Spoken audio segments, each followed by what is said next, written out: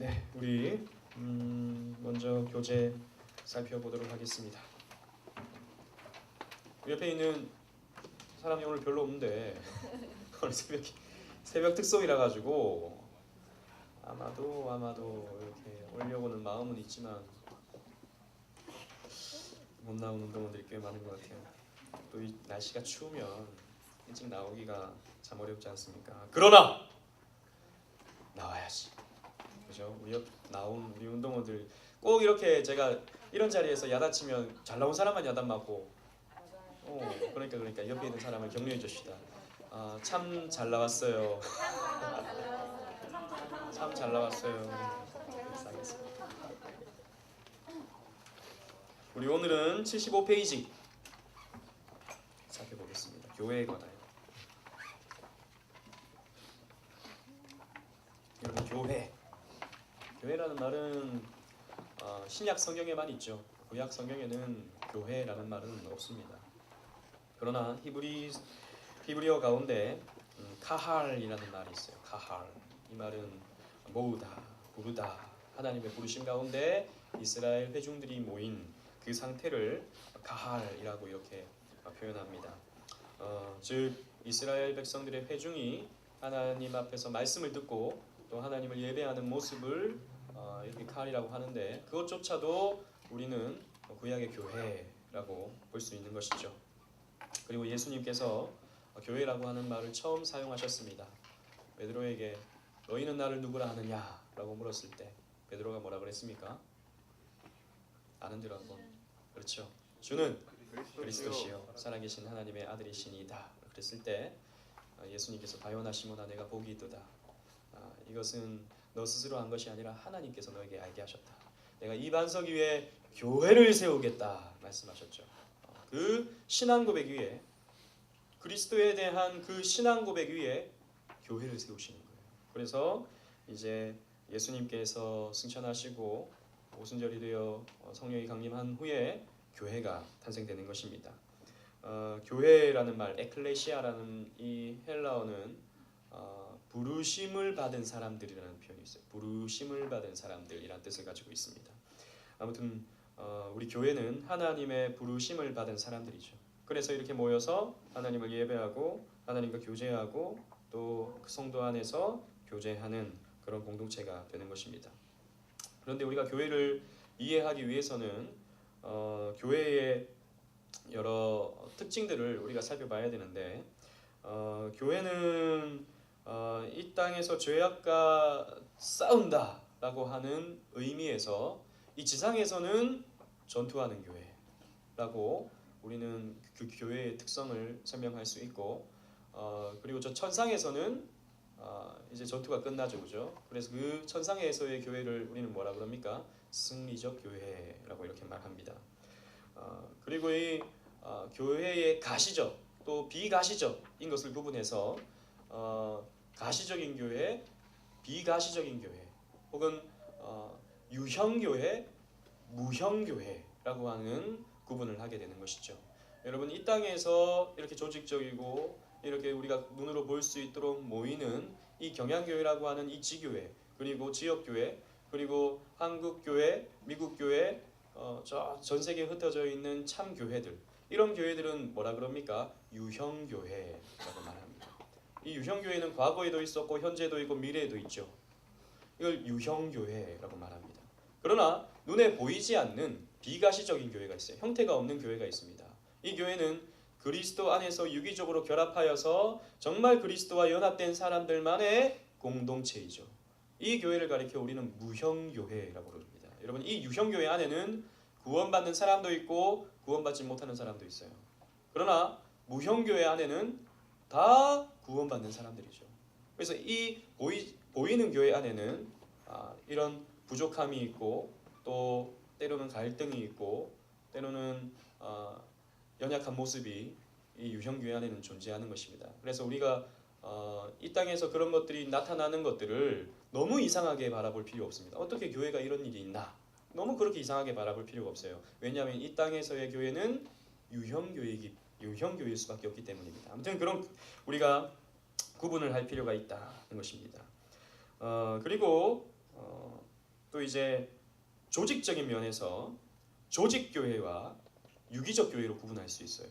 조직 교회는 여러분 우리 경양교회는 조직으로 갖춰져 있죠, 그죠? 담임 목사님, 부목사님, 장로님, 권사님, 집사님, 우리 대학부 SFC 이런 조직이라고 하는 시스템을 가지고 있습니다.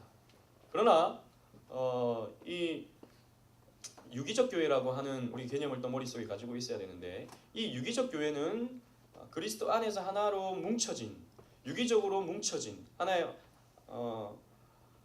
관료제적인 형태가 아닌 그리스도 안에서 한 형제가 되고 자매가 되는 가족이 되는 그래서 한 몸이 되는 그런 공동체 이 유기적 교회다라는 것이죠. 그래서 우리는 이런 조직 교회 안에 속해 있지만 또 우리는 유기적 교회로 뭉쳐져 있는 교회다라는 것을 우리가 기억할 필요가 있죠. 아무튼 우리가 교회라고 했을 땐 이런 특징에 따라서 구분된다. 개념이 구분된다라고 하는 것을 머릿속에서 가지고 있어야 됩니다. 그리고 이해해야 한다는 것이죠. 별보기 맨 위 첫 번째 이제 이 단락 가운데 세 번째 단락 보시면 무엇보다도 교회란 중요한 또 표현이 나옵니다. 교회란 하나님이 자기 피로 사신 곳이다. 교회는 그리스도께서 당신의 피로 사신 공동체입니다. 그래서 우리는 그리스도의 피값으로 말미암아서 그리스도의 소유가 된 사람들이다 하는 것이죠. 그래서 그리스도의 대속의 피를 통해 세우신 하나님의 큰 집이 바로 교회다. 하나님의 집, 하나님이 세우신 집, 큰 집. 왜 큽니까? 많은 사람들이 여기 있기 때문에. 하나님 자체가 크시기 때문에 큰 집이다 라고 이렇게 표현하는 것이죠. 자, 아까 우리가 살펴봤던 이 유형교회, 무형교회에 대해서 우리가 다시 조금 더 상세하게 살펴보겠습니다. 여러분 우리가 암송하는 사도신경에 보면 성령을 믿사오며 그 다음에 뭡니까?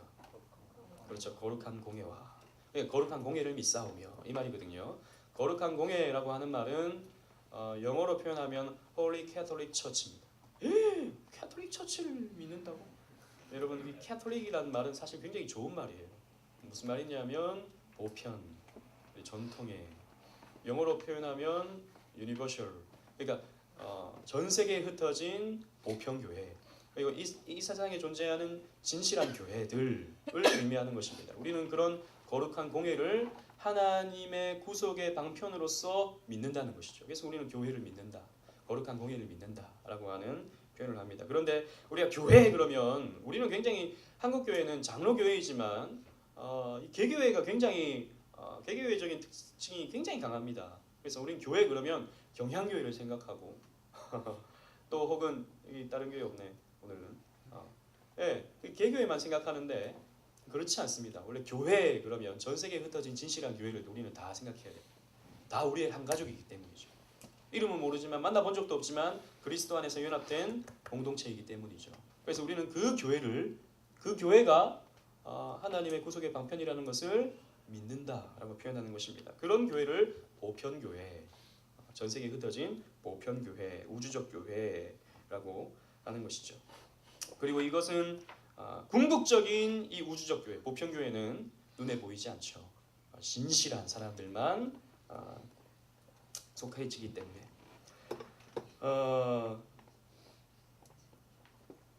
과거나 현재나 미래에 있어서 머리 되시는 그리스도를 중심으로 하나로 모이는 모든 택한 백성으로 이 무형교회는 구성됩니다.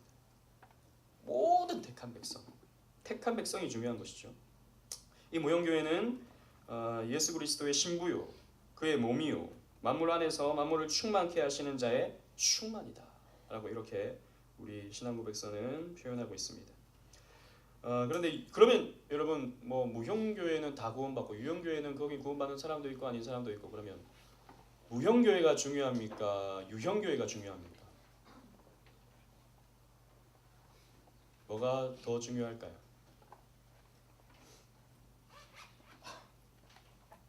뭐가 더 중요할까요?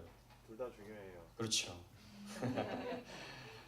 제가 이제 함정을 파놓은 거죠. 뭐가 중요할까요? 그러면 우리는 보통 그럼 무형교회가 중요하지. 거기는 궁극적으로 구원받으니까. 여러분 그렇지 않습니다. 둘 다 중요합니다.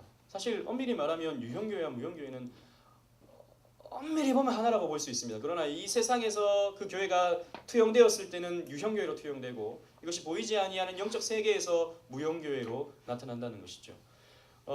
그렇기 때문에 유형교회 없이 무형교회는 없습니다. 유형교회 안에서 우리가 그리스도 안에서 연합됨으로 무형교회로 속할 수 있게 되는 것이죠. 그렇기 때문에 유형교회는 너무나도 중요한 것이죠. 그렇기 때문에 여러분이 교회를 안 다니고 구원받을 수 있습니까? 없습니다.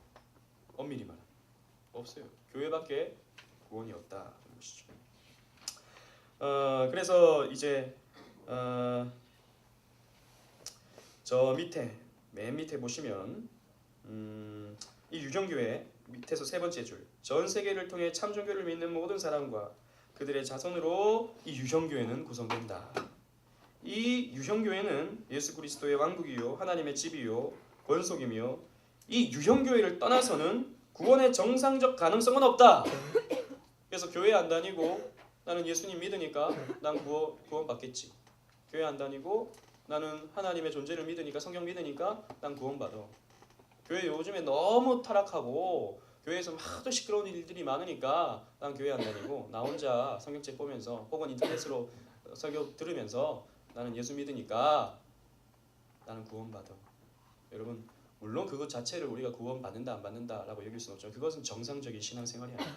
그건 정상적인 신앙이 아니에요. 정상적인 신앙은 성경 전체를 믿는데 성경 전체에서 교회를 우리에게 말씀하고 있습니다. 그렇다면 당연히 우리는 교회 안에 있어야 되는 것이죠. 그래서 이 교회를 떠나서는 구원의 정상적인 가능성은 없다라는 것을 우리 신앙고백서는 이렇게 성문화 시켜놓은 것입니다.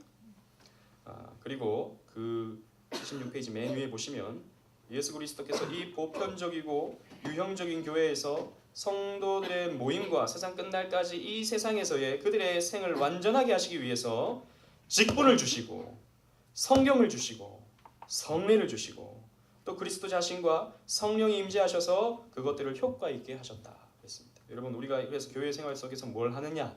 직분 감당합니다. 난 교회만 다닐래. 나는 그냥 예배만 참석할래. 직분 그건 너무 부담스러워. 이게 틀린 겁니다. 여러분 성도는 반드시 직분 받아서 일을 해야 되는 거예요. 교회 안에서 일을 해야 되는 거예요. 또 성경 하나님 말씀을 들어야 된다는 것이죠. 공부해야 된다는 것이죠. 그리고 보이는 말씀인 이 성례를 우리는 지켜 행하는 것입니다. 성례는 뭐가 있습니까? 좀 이따 또 하지만 그렇죠. 세례와 성찬 이 두 가지에 우리는 신실하게 참여해야 되는 것입니다. 그것이 왜 중요한지는 우리 다음 과에서 또 살펴보겠습니다. 그러나 여러분 이 지상교회는 한계를 가지고 있죠. 아까도 얘기했다시피 교회 안에 갈등도 있고 다툼도 있고 또 문제도 있고 막 시끄러운 것들이 계속해서 일어납니다. 그래서 여러분 사실 무형교회라고 하는 것이 우리에게 위로가 되는 거예요. 앞으로 완성되는 교회가 있다는 것이죠. 그걸 우리가 위로가 되는 것이죠. 근데 이제 두 번째 단락 보시면 주의해야 할 것은 지상에 있는 교회는 얼마든지 혼잡과 잘못에 빠질 수 있는 경향이 있다. 이거 역사적으로 마찬가지예요. 역사적으로 그랬다는 것이죠. 어떤 교회는 전혀 사탄의 모임이 될 만큼 깊이 타락하고 만다. 그런 일도 있다는 것이죠. 그럼에도 불구하고 그렇다고 해서 교회를 부정할 수 있습니까? 없다는 것이죠.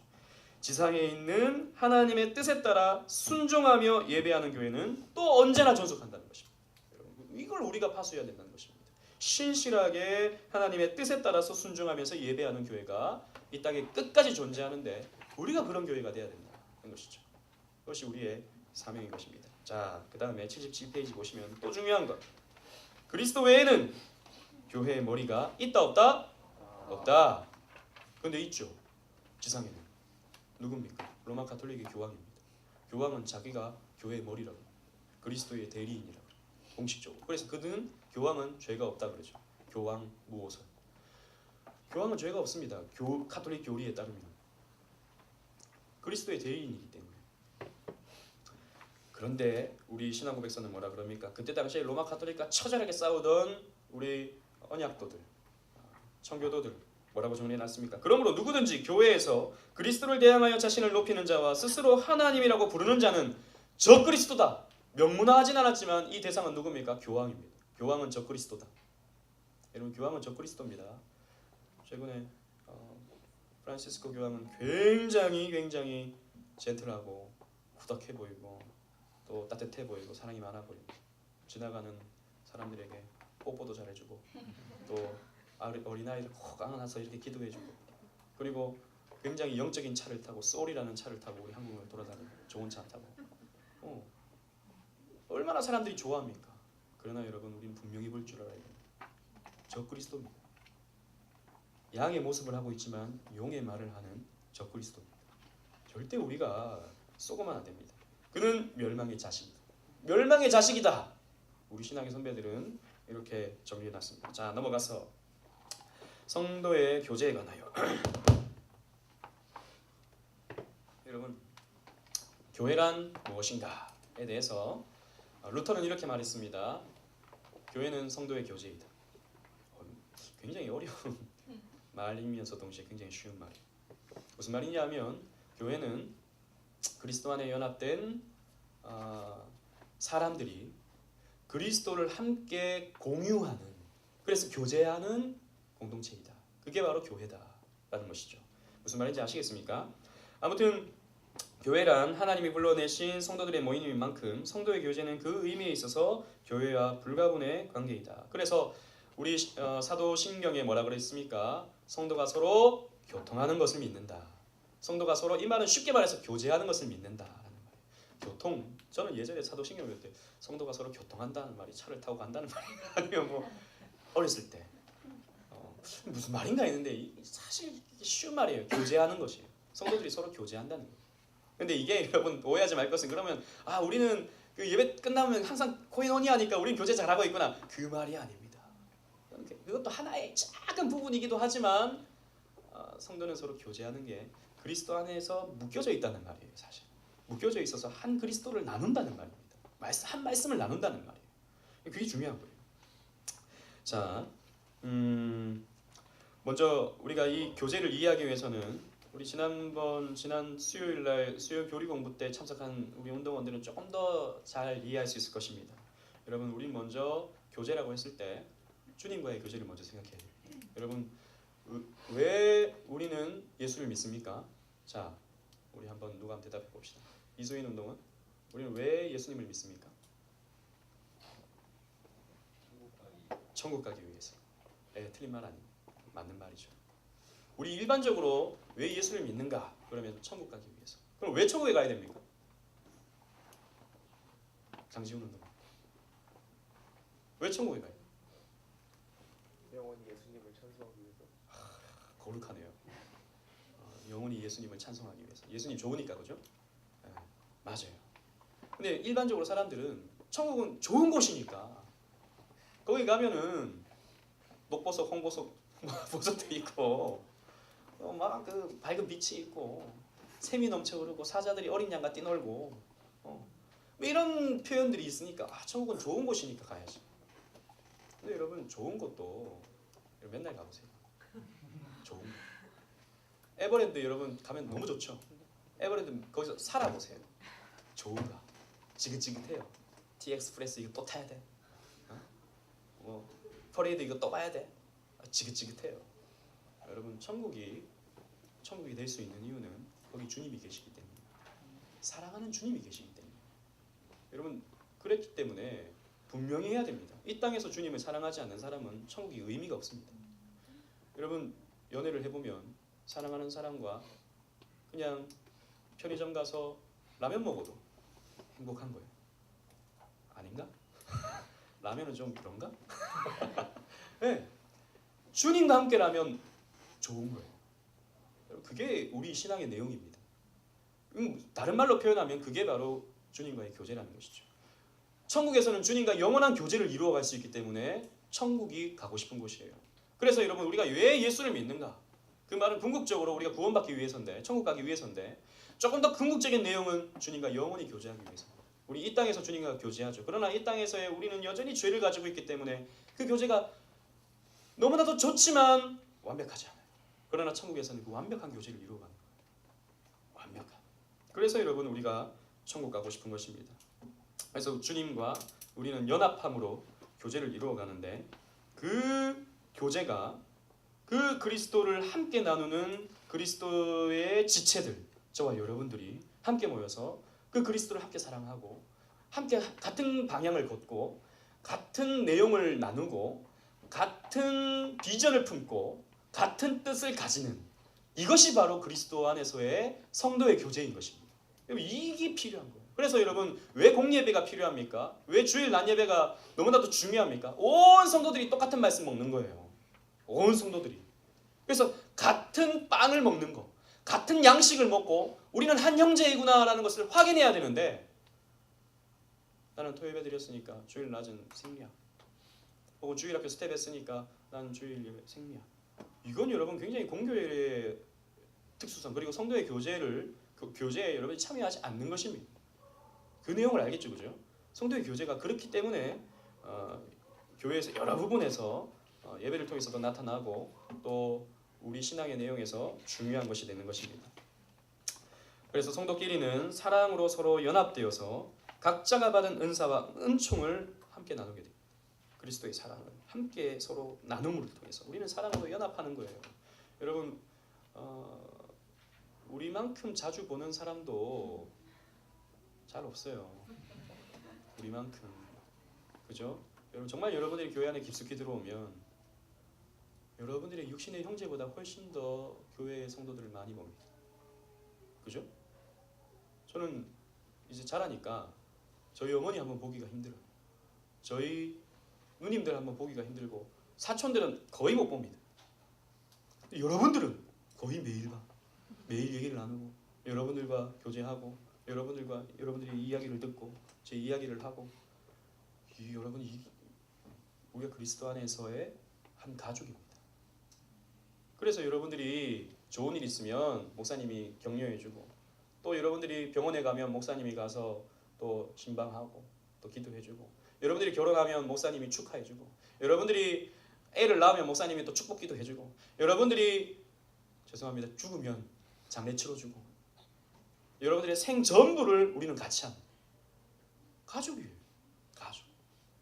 육신의 형제보다 어찌 보면 그리스도의 피를 나눈 더 뜨거운 가족입니다. 그렇다고 우리 육신의 가족이 그러면 덜 중요하다는 게 결코 아닙니다, 여러분. 똑같이 중요해요. 그래서 성도 간의 교제가 중요하다.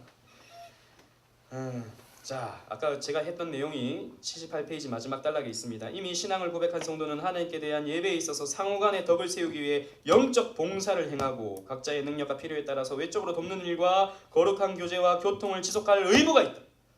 제일 중요한 건 뭐다? 예배 참석이다. 예배 참석해야 같은 말씀을 나누고 같은 뜻을 품게 되는 거예요. 그래서 여러분 우리가 경양교회가 저 다른 옆에 있는 교회하고 구별되는 겁니다. 그죠? 한 가족이에요. 같은 양식을 먹는. 그래서 그리고 영적 봉사를 하고 각 능력과 필요에 따라서 외적으로 우린 봉사는 스텝도 하고 총무도 하고 서기도 하고 회계도 하고 또 학번장도 하고 캠퍼스장도 하고 이런 외적인 일을 봉사를 하게 되는 것이죠. 그럼을 통해서 거룩한 교제와 교통을 지속해 나가는 것입니다.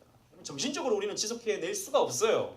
우리는 육체를 가지고 있기 때문에 모여서 나누고 같이 밥 먹고 같이 생활하고 또 때로는 게임도 하고 그러는 것입니다.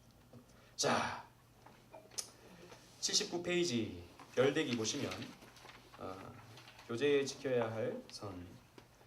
성도들이 그리스도와 더불어 교제한다는 것이 마치 그들로 하여금 그리스도의 신성의 본체에 조금이라도 참여할 수 있다거나 그리스도와 동등하다는 것을 의미하는 것은 절대 아니다. 무슨 말이냐면 우린 그리스도와 연합하잖아요. 그죠?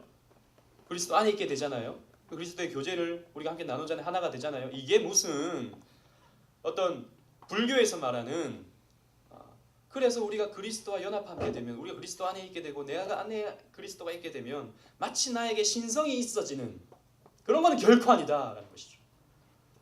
우리가 그리스도인이 된다고 해서 우리가 그리스도가 되는 것은 아닙니다. 근데 불교에서는 어떻습니까? 부처가 되는 것이죠.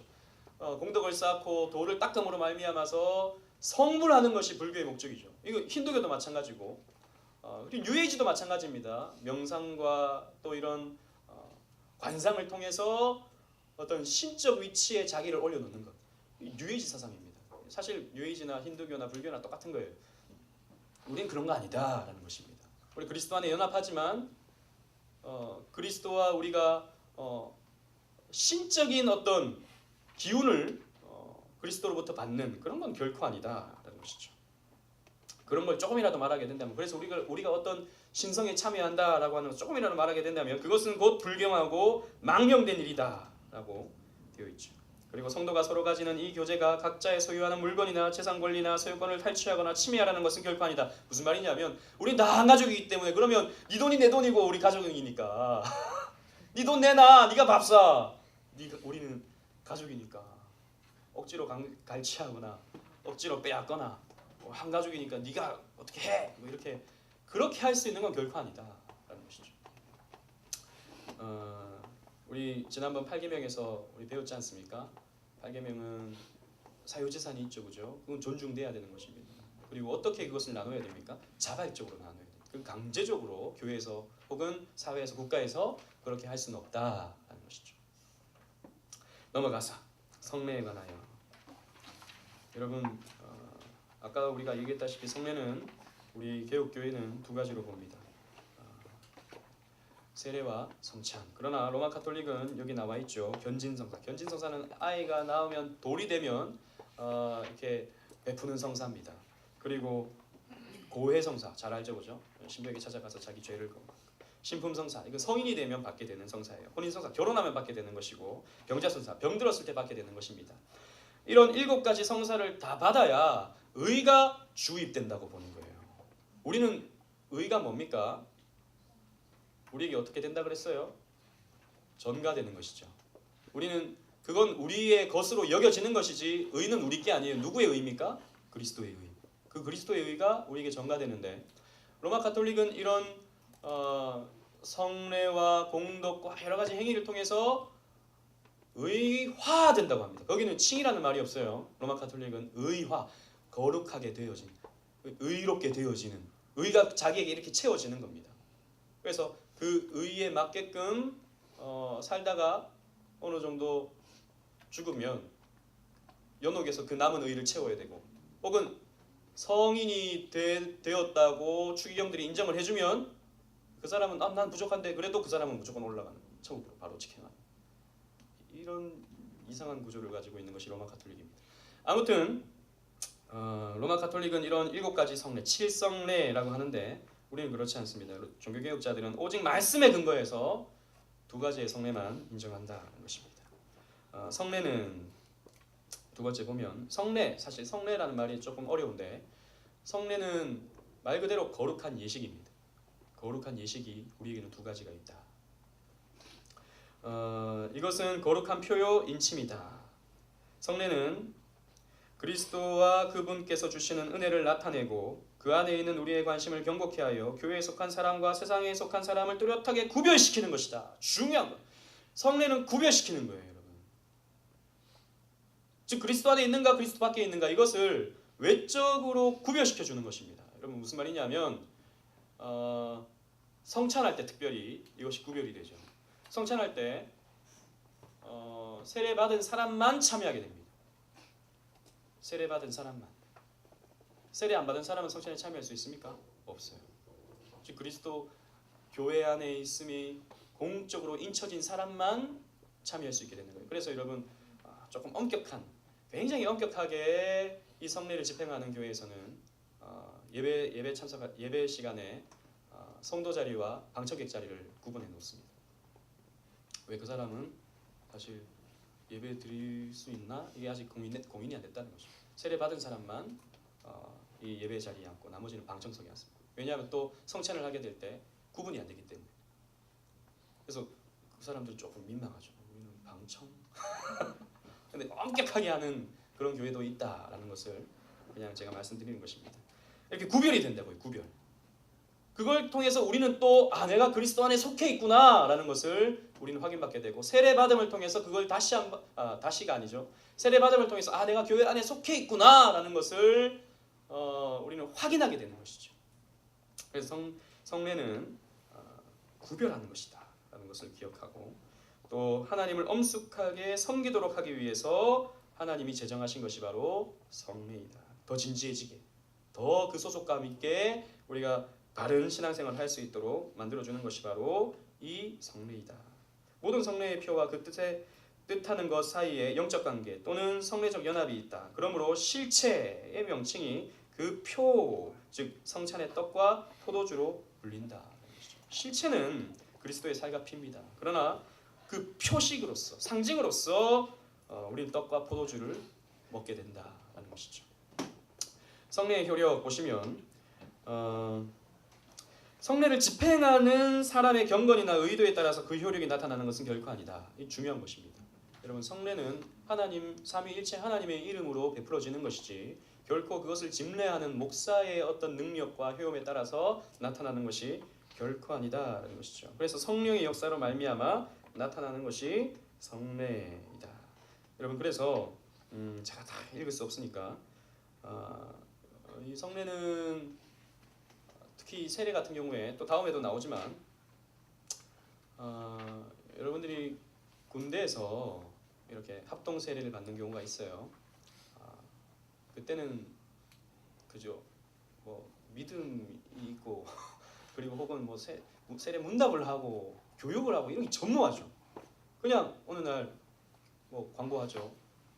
몇 월 몇 시에 세례식이 있으니까 이날에 오면 양념 통닭을 준다. 그러면 와, 양념 통닭 나도 세례 받을래. 뭐 이래가지고 모여가지고 한 뭐 100명, 200명 모여가지고 목사님들 한 6, 7명이 세례를 준다고요. 그래서 사실 교회가 타락한 거라 그랬죠, 지난번에. 그렇게 하면 안 되는 것입니다. 그런데 그렇다고 한다 하더라도 그 세례가, 그러면 그때는 나 아무것도 모르고 세례 받았으니까 그 세례는 무효겠네. 아닙니다. 유효합니다. 성부와 성자와 성령의 이름으로 받은 것이기 때문에. 그리고 그 사람의 상태나 그 어떤, 그게 중요한 게 아니에요. 성부와 성자와 성령의 이름으로, 그렇다면 하나님께서 하신 것입니다. 그리고 그 사람의 그것이 깨닫게 되었고 믿게 되었다면 그것은 효력이 있는 것입니다. 전혀 문제 없습니다. 혹은 로마 가톨릭에서 영세를 받은 경우도 있어요. 옛날에 그냥 교회 안 다니고 그래서 군대에서 영세 받으면 이번에는 맥도날드 햄버거를 준다. 그래가지고 영세를 받았어. 영세가 사실 여기 나오는 그 세례인데 그런 경우도 마찬가지입니다. 성부와 성자와 성령의 이름으로 베풀어진 것이기 때문에 우리는 그것을 부정하지 않습니다. 종교개혁 시대에 이런 문제가 있었죠. 이미 그 사람들은 다 로마 가톨릭에서 영세받은 사람들이었습니다. 그런데 이제 개혁교회로 넘어와서 다시 세례를 받아야 되는 것이 아닌가? 그런데 종교개혁자들은 받지 않아도 된다 그랬습니다. 왜냐하면 그것은 하나님의 이름으로 하나님이 하신 일이기 때문에 그것은 다시 받지 않아도 된다 그랬죠. 그러나 아니다. 그때는 진짜 모르고 했기 때문에 다시 받아야 된다라고 했던 사람들이 어떤 사람들입니까? 재침례파들입니다. 재침례교. 우리는 재침례교와 다르죠. 우리는 세례 자체의 어떤 효능, 효과 이게 아니라 하나님의 능력, 하나님의 그 일하심 이 자체를 우리는 바라보는 것입니다. 그래서 집행하는 사람에 따라서 어떤 효력이 더 낮고 뭐 더 높고 이런 거 아니다라는 것을 우리가 이해해야 됩니다. 그러나 중요한 것은 말씀의 사역자인 목사로 말미암아 집행돼야 된다. 왜 목사만 이 세례와 성찬을 집행할 수 있는가? 왜냐하면 이것이 가시적인 말씀의 사역이기 때문에. 가시적인 말씀의 사역. 무슨 말이냐면 말씀 자체는 여러분 눈에 보이지 않죠. 제가 막 얘기하는데 이게 막 가나다라 마바사 눈에 보입니까? 보이지 않죠. 그러나 그 말씀의 요약적인 행위가 이 성례이기 때문에 말씀 맡은 자가 이 성례를 집행하는 것이 우리 교회의 원칙이다라는 것입니다. 그리고 별대기 보시면 구약에도 성례가 있었다. 그것은 바로 할례다라는 것이죠. 모습은 다르지만 본질은 같다라고 되어 있습니다. 자, 28장 세례에 관하여. 왜 이렇게 시간이 잘 가지? 자, 여러분 침례교는 물 속에 붕덩 빠뜨렸다가 꺼내죠. 세례할 때. 우리는 물을 뿌리는 것으로 혹은 살짝 물을 이렇게 바르는 것으로 이렇게 살수법 혹은 관수법이라고 하는 표현으로 사용하게 됩니다. 사실 뭐 이게 절대적인 것은 아닙니다. 절대적인 것은 아니고 장로교도 얼마든지 침례를 행할 수 있습니다. 뭐 그건 문제가 안 돼요. 그리고 침례교도 얼마든지 이렇게 할 수 있지만 대부분 침례교는 무조건 침례해야 된다. 그러니까 뭐 침례를 다 하지만 중요한 것은 아닙니다. 성경에 보면 이 밥티조라는 말이 물속에 빠뜨린다라는 뜻을 가지고 있지만 또 때로는 물을 뿌린다라고 하는 표현도 있고 또 구약 시대에 보면 이스라엘 백성들에게 피를 찍어서 뿌리는 그런 모습도 있거든요. 그렇기 때문에 뭐 어느 것이 뭐 정확한 세례 방법이다라고는 할 수 없다라는 것이 우리의 입장이고, 우리는 그 상징적인 의미, 이 물을 뿌림을 통해서 받게 되는 그 상징적인 의미에 큰 의미를 또 부여하기 때문에 우리는 물을 뿌리는 것으로 장로교는 일반적으로 성례를 집행하죠. 이 세례를 집행합니다. 자, 넘어가서 성례에 사용되는 외적 요소는 물이다. 84페이지 맨 마지막 달라. 합법적으로 안수를 받은 목사가 이 물로서 성부와 성자와 성령의 이름으로 세를 베풀어야 된다. 물을 뿌린다라고 하는 것은 씻는다라고 하는 의미가 있죠. 죄를 씻는다. 그리고 옛 자를 씻어내고 새 자를 새창조한, 하나님께서 새창조하신다라고 하는 그런 의미가 있죠. 참 침례하는 방법에도 사실 그런 의미가 또 있습니다. 침례는 잠겨서 죽었다가 다시 살아나는 그런 의미가 또 있는 것이죠. 넘어가서 85페이지.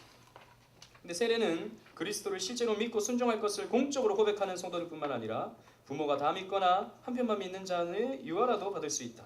자, 중요한 거. 세례를 받는 사람은 그리스도를 실제로 믿는 사람들, 또 순종할 것을 공적으로 고백하는 성도들이 받는 것입니다. 그냥 양념통닭 먹고 싶다고 세례 받는 게 아니라는 것이죠. 그냥 받아야 되니까 받는 것이 아니라는 것입니다. 나이가 다 됐으니까 너 세례 받아야지 그럼 세례 받는 게 아니다라는 것이죠. 그래서 여러분들 우리 경양교회에서는 세례 교육을 그래도 6주를 하고 그리고 시험을 치죠. 이 사람이 관심이 있나 없나 시험을 치죠. 우리 맨 마지막에 뭘 우리가 꼭 묻습니까? 당신의 신앙 고백을 적으시오. 나 하나님 믿는다. 그럼 받지. 이것은 내가 다 외웠지만 나 이거 도저히 못 믿겠어요. 그러면 못 받는 것입니다. 학습까지는 가능해요. 사실 법적으로 학습까지 나 이거 배우겠습니다 라고 하는 것이니까. 그러나 세례는 안 되는 것입니다. 나 옛날에 그렇게 받았는데 받으라 해서 그냥 받았는데. 근데 지금 여러분들이 예수님 믿는다면 그거 유효한 것입니다. 무슨 말인지 알겠죠? 그럼 나 다시 받아야지 그런 생각 안 해도 된다 이 말입니다. 세례의 효력 보시면 세례를 모독하거나 무시하는 것은 큰 죄다. 왜? 하나님이 세우신 성례이기 때문이에요. 그리고 중생한 사람이 아니든지 또 세례를 받는 사람은 모두 중생했다고 말할 수 없다.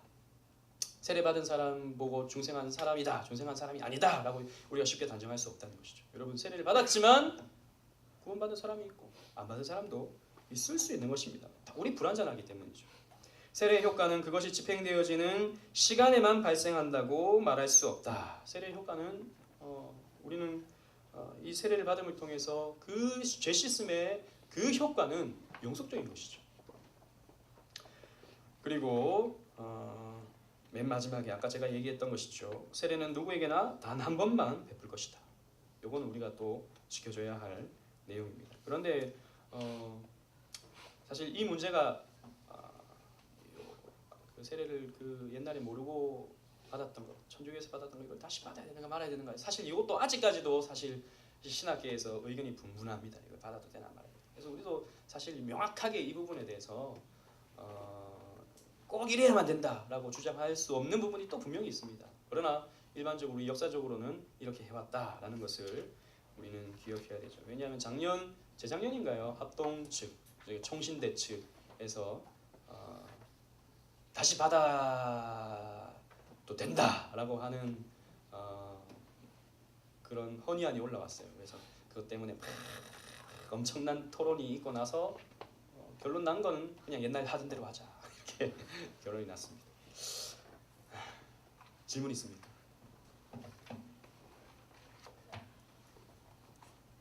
질문 없어요?